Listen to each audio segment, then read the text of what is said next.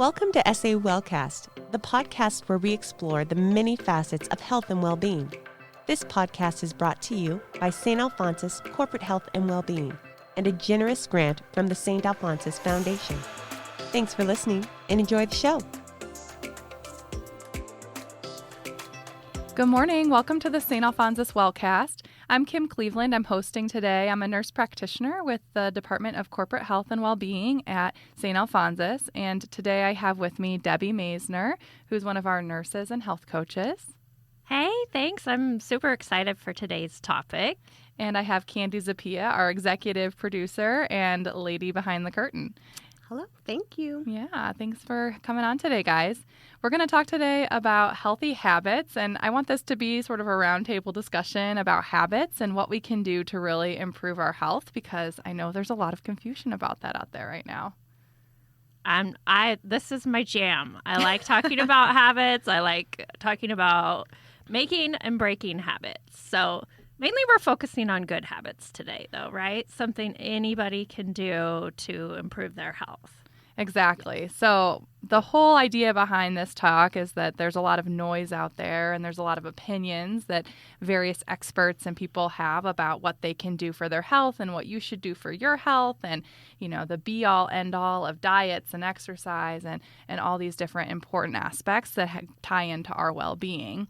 But truly, as a nurse practitioner and with my knowledge in the medical field, I know that there are certain things that we've studied that regardless of your personal preferences, the things that you gravitate toward and what seems easier for you to incorporate to make yourself healthier, there are some things that cross all the barriers and are irrevocably, indisputably good for you and your health. I love that. Let's get into it. So what would you say, are those top habits anyone can do? Yeah, so there are habits, and the good thing about these habits that we've compiled are that they sort of go through each body system and each part of your well-being. So a lot of people think of one particular thing when they think of their well-being. Some people automatically think of exercise and movement. Some people automatically think about their diet, and then other people may be more drawn to the spiritual or emotional or mental aspect of their health, and all those things are equally important in their own way for your well-being. So, I think that making sure we're hitting each one of those areas is an important part of the balance that makes us more well and more whole. So in general, there was this one study or one particular group of people who looks at individuals and communities across the world, and they're called the blue zones. And those areas are areas with high concentrations of people who live over the age of 100, or they're called centenarians. And so they've studied and they've found some commonalities between these individuals throughout the world and what these different cultures, even though those cultures don't really speak to each other or have any communication, they all kind of have certain things in common, which I think is pretty cool. And then also, just tying in some of the things that we already know to be true from Western medicine as well, and what we see in our patients. So, we're pulling from the blue zones theory, but also adding in some of our own ideas here in the West too. So the first habit that I think is number one, super paramount, is moving your body. Yes. Good old, but you're not just talking about exercise though, right? Yeah. So what do you think of when you think of moving your body? I think of dance, but that's just me. Of course. But I do think most people would think, oh, that's exercise. Yes. Right. Which can kind of deter people. But I think what you're getting at is it's body movement, right? Like just physically getting up and moving. Of course, exercise has its place for sure, but also just being mobile, walking, moving our joints through their full range of motion, that can be good for your body. Definitely. So one thing that I love to talk to my patients about is people have been living a long life for a really long time, centuries, and there was not a Snap Fitness around, 100 years ago. Point. Granted, we had higher incidence of early death, and there was a shorter life expectancy 100 years ago for various reasons. But what I mean to say is that people have been moving their body without going to the gym since the beginning of time. Mm-hmm. The whole idea of a gym really didn't even come into play until, later in the 20th century. So moving your body, keeping yourself mobile, exercising in a way that feels good for you is so important for so many reasons. I think we really hammer hard on the cardiovascular benefits of exercise within the medical field because we know how important it is for heart health and for your muscles and joints. But I would say more important is some of the stress lowering effects that happen from exercise and lowering the cortisol levels in your body, which is that fight or flight stress hormone that we secrete during times of danger or, when you're in a stressful situation. And when you're exercising and moving your body in a way that feels good, you're giving yourself all these really good feel-good hormones and lowering that stress hormone, which is an important part of longevity. 100%. I always feel better when I take a walk. I don't necessarily want to, and I could give myself a million excuses. But, as someone that works in an office where you're at your computer all day and kind of, you might be shrugging your shoulders and everything, like it's a great reset mentally and physically. I experience less low back pain when I go and take a walk after sitting for a long period of time.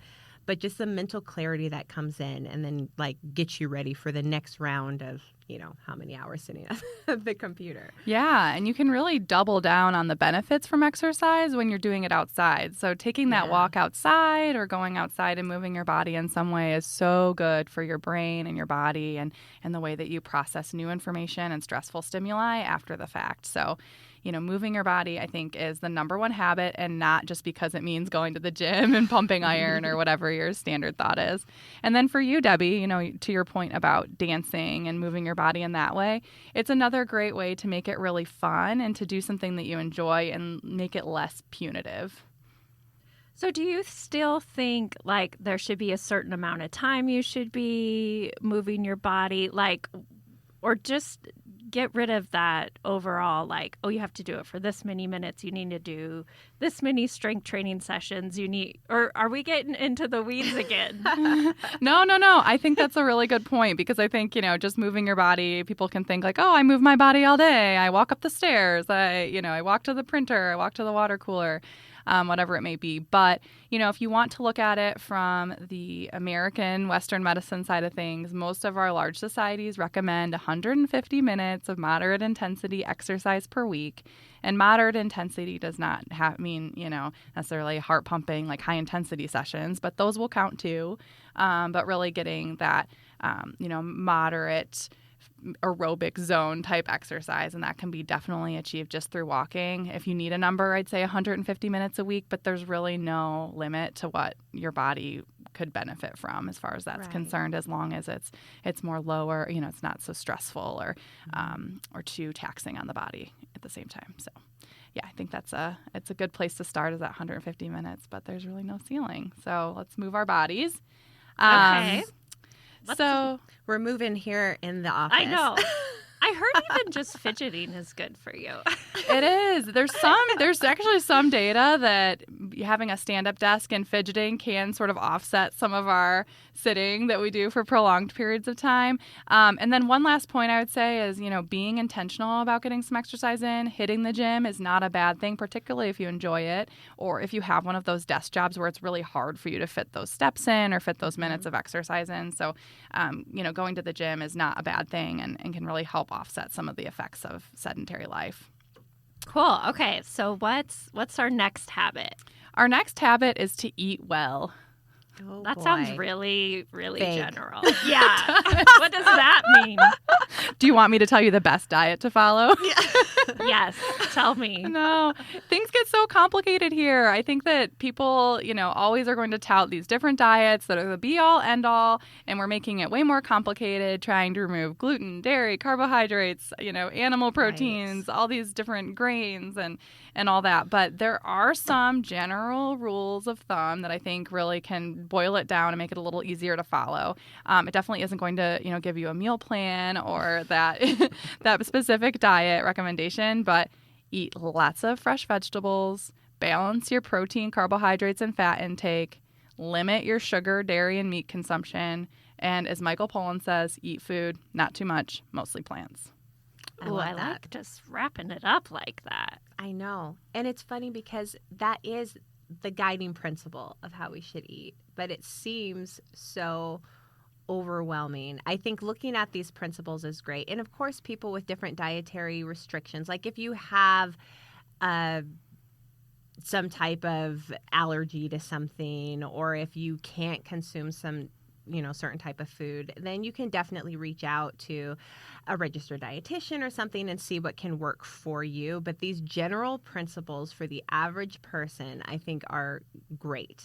It doesn't have to be as complicated, but if it is complicated for you, you can seek out assistance with that. Yeah, to just boil it down for you too and make it less complicated.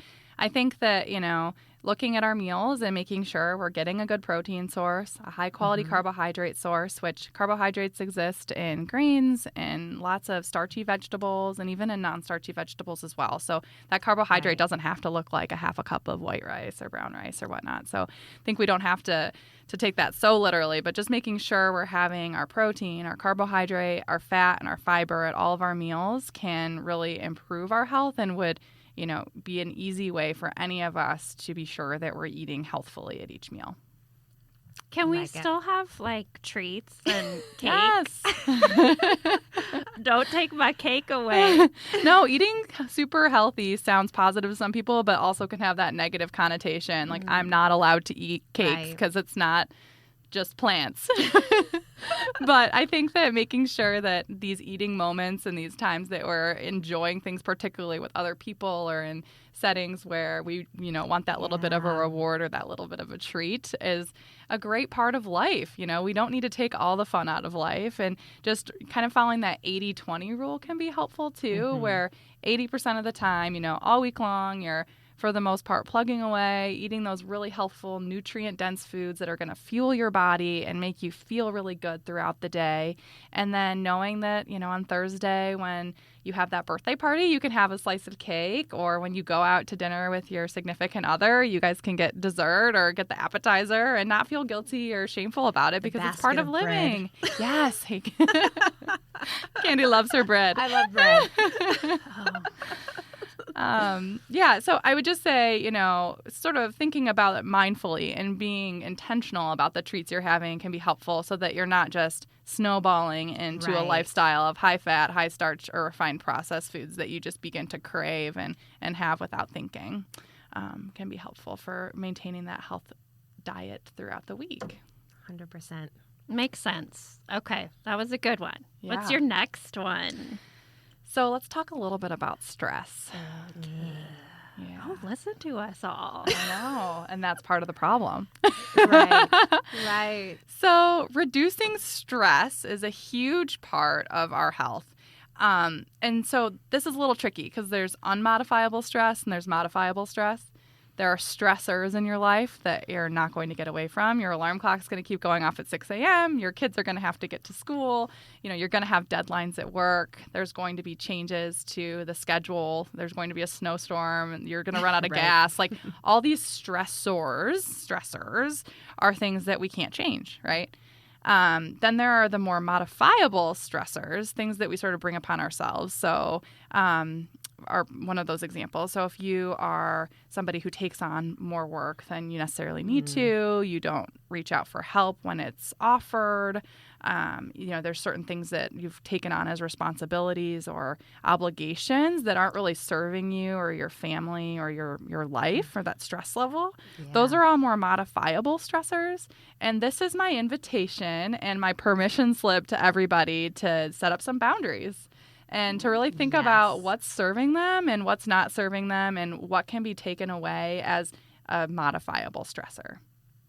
I like that. So focusing on what you can control.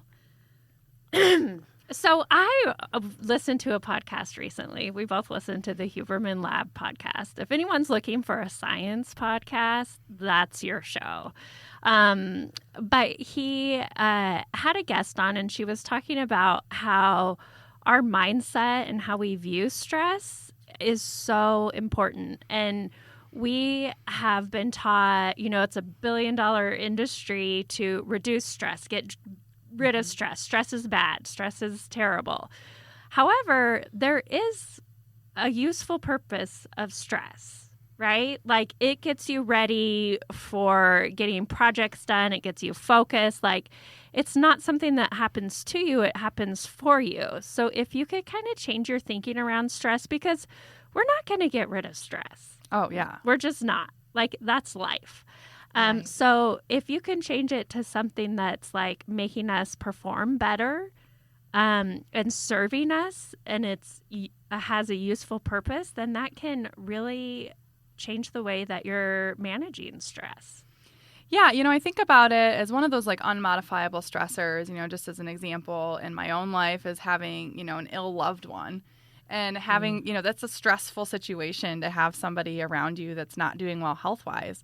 But, it's changing my mindset around it. I'm not glad that she's ill, but it has increased my awareness and increased my sensitivity to her and to the rest of my family as we support each other through this time. Right. And so that stressor of her illness isn't good, but that feeling of feeling stressed does drive me to be kinder, to be gentler, and to be more understanding of those around me in that time of support.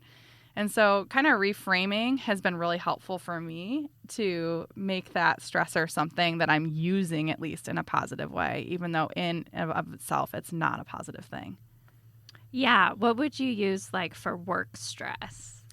Yeah, I think, having that deadline or having that next thing that you guys have to get done as a team or you have to get done as an employee or as a colleague here at St. Al's, then, having that is driving you to get it done. Right. So I don't know about you, but if I have a project and no deadline, the project isn't going anywhere fast. Right. 100%.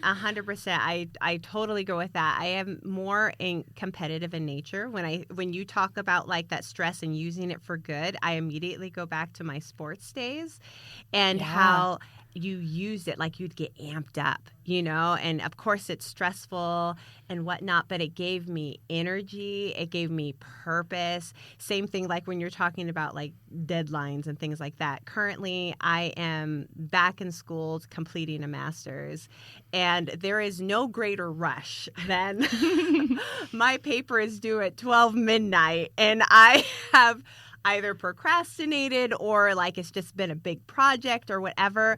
But there's also this thing, like this super focus can come in too. And then all of a sudden, when I couldn't get done all week long, I can magically come together with that stress and having it like just focused on the task at hand. So you can use it. You can use it. I don't like to live on the edge like that all the time. No, and that's not good to live on the edge all the time. But it certainly can be something we use for good.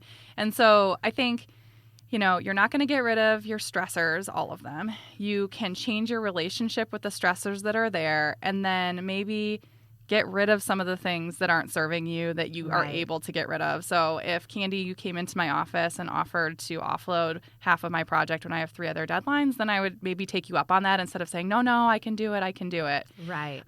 So just reframing our relationship to stress and making it something that we can use for ourselves, but then also reducing stress where we can, I think is a habit that will drive us forward and help us feel more well. Love it. That's great. Okay, so we've talked about moving your body, eating healthy, eating well, managing your stress. What's your next habit? So this one is something a little bit different. It's about finding your purpose. Interesting. See, I wouldn't think that's like a habit. Yeah. So there's different kinds of habits, right? There's the habits, flossing your teeth every day. There's the habits of moving your body, which, moving every day can be a habit. This habit is more of a general habit that we see cross-culturally among those centenarian groups, that they have that sense of purpose. So while it may not be that day-to-day habit, or maybe you will find your purpose every day and make time for that, but it's more of a cultural habit and a way of living to drive us forward and help us feel well. So for some people, that's going to look like finding their sense of belonging within a community or connecting with something really deep inside themselves to give them that sense of purpose. And for some people, that may look like a religion. In some observational studies, having that sense of purpose or belonging or spirituality is associated with a longer lifespan. Isolation and depression, on the other hand, we know go hand in hand and take a big toll on your health and can cause a lot of problems and exacerbate other existing health problems. So I'm not recommending necessarily that you take up an organized religion if that's not something that really speaks to you, but you may benefit from finding a way to connect within your community, whether it's with your neighbors or a volunteer service, just to give you that sense of purpose on a regular basis that you're connecting back to. Yeah, this could be huge. I think it depends on like your career. So I'm thinking of people like we are fortunate in healthcare. I feel like it's a very purpose-driven and meaningful career. Mm-hmm. Some people, like my husband, for example, who was a software engineer, like he didn't find meaning out of it and was very unhappy and unfulfilled. And then I'm also thinking of people when they retire.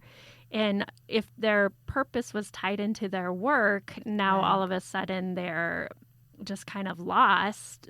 What do you recommend? Like, how do you find your purpose? Yeah, so when you make a big life change, that is a time to reevaluate your purpose. Your purpose is going to evolve throughout your life with life stages, right? Your purpose throughout your adolescent years is to really find yourself and to find that community and what it is that sparks you. And then you enter into your 20s. This is all stereotypical, obviously, on a very, but you enter into your 20s and it's more about building and that career and deepening those relationships that you started to form, maybe finding a spouse. And then you go into more career development and family building phase. And then at some point you empty nest, hopefully, if that's been your path. Yeah. And then you get to sort of reinvent yourself. So I think without diving too much into it, throughout your life, you're going to have at least 3 to 5 major times in your life where that purpose or that sense of purpose can change and may change and should change. You get to evolve. So if you're going through one of those big change times, then sort of diving deep into what you want the next phase to look like and what's speaking to you can help drive you forward, at least for, that phase. So if you're newly retired, then maybe that is taking on a volunteer project. Or if you recently started a family, like really diving deep into that family and leaning into it can be helpful. Just kind of embracing where you are and finding what's speaking to you next can help draw that purpose out of you. Definitely. Ooh, that's deep. I love that. Deep. I keep thinking about your blue zones and how these people that are living in, to be 100, how so much of it is based on community and family, and how different we are in America, where we're not as family focused. When our people get older, they kind of end up being left behind a little bit, or going into a long-term care facility, or a total side note, but it just shows like the importance of community and connection. And so for some people, that is what gives them purpose and meaning to their life. Oh, 100%. I had my great-grandmother, she lived to be 103 years old. Wow. She lived in one of these blue zones kind of by the Loma Linda area, but in California.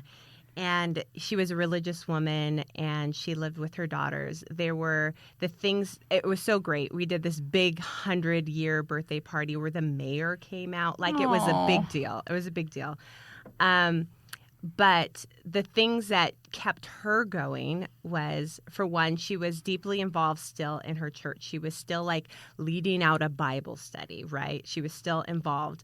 Her daughter, who was in her early 80s, late 70s, like, she went to go buy a car and she's like, bring me with you. Like, she didn't stay home. She lived up on the second floor on purpose because she wanted to take the stairs every day. And just her, like, she wanted to be involved. She was sharp. She was like, till the end, she was involved. She didn't just go away. Now, she was blessed with not having any severe health issues. Right. She had the ending that we all want, just die peacefully in your sleep, with no problems and things like that. But that support and purpose that she got every day, she was intentional with moving her body, with being involved, with using her mind. And it was just great to see, such a wonderful life lived and how she could still find purpose Right. in her older age. And it's great in certain communities where that's so integral as part of Yes. the community and of the lifestyle and of the culture. Whereas here in most of the U.S., we have to be very intentional about creating that culture for ourselves or finding that purpose or making, friends that are like family Yes. in order to Yes. have those people throughout the long term. Because what a gift your grandmother had to have her Right. daughter in her 80s. I mean, they were I probably know. more like friends than they were like 100%. mother-daughter by that point. I just love that, Yeah. So I think, finding that purpose, finding friends that are like family, finding that volunteer effort, finding a way you can get and stay involved is a huge part of your longevity and feeling well into that old age, right? Uh-huh. You don't just want to live long to live long. No. What a great example and role model for you. Oh. Yeah. And what lovely genes you have. I know. We called her Little Mother. She was very tiny, so I think that Aw. kind of helped too. Yeah, I know. That's great. Oh, gosh, that's wonderful. I love it. Okay, Kim, what is your last habit you recommend? So the last habit is a lot like the previous habit, but it's more about being mindful and intentional. And this does differ from finding our purpose, but I like to tie the two together because once we've identified what our purpose is or identified the thing that we really want to go all in on or incorporate on our daily life or what gives us that reason to get up in the morning, we have to be consistently connecting back with that purpose and being mindful with our daily actions in order to make sure that our actions are reflecting that purpose to kind of keep ourselves accountable. Now, this isn't like a punitive thing, again, where you're saying like, oh, I'm not, finding my purpose enough. I'm not eating well enough and all that. But more just having that awareness and being mindful about your own body and your own mental state and then connecting back to that purpose and the other habits and reminding yourself of, why you're doing this and making sure you're doing it. Yeah, I've heard this described as like living to your values. So if you value family and friendship and education, let's say, like, how is what you're doing, how are your actions aligned with those values? Yeah, Would you agree? I agree 100%. I think living out your values is one of the most valuable things we can do for ourselves and for the people around us. Right. It's a great way to set an example for our kids and for those around us too. Saying that you value something and then showing it through your actions sets an example for your kids, for your colleagues, for your family, and also keeps you true to yourself. We often are going through the motions and have that automaticity where we just do the same things every single day, day in and day out, and that actually is one of the things that makes it the hardest to actually make a habit or break a habit because we're so automatic. But setting aside time can be really helpful, maybe even once a week, or maybe you take 10 minutes a day in the morning to align yourself with an intention and to think about ways you're going to incorporate your purpose or all of these other habits into your day. And then the next day sort of examining how you did it the previous day and what you might do the next day is a really great way to do it. And again, without too much judgment, but more just observation and tools for going forward. Yeah, I think like the number one thing towards change or making a change is first awareness, like you said, and then getting curious without judgment. Exactly. So key. Very, very key. Love it.